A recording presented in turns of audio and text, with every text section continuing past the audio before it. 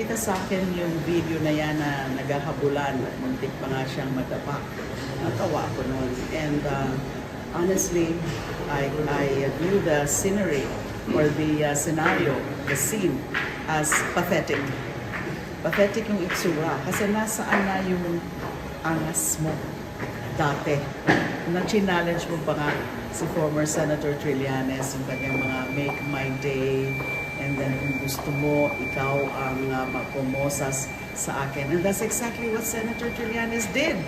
Nagpakita siya dyan to fulfill the wishes of Senator Bato. So nakakatawa and at the same time nakakaawa din. Kasi dapat alam niya yan. And he took the risk of going there. Hindi ba umugong naman talaga na meron ng warrant of arrest?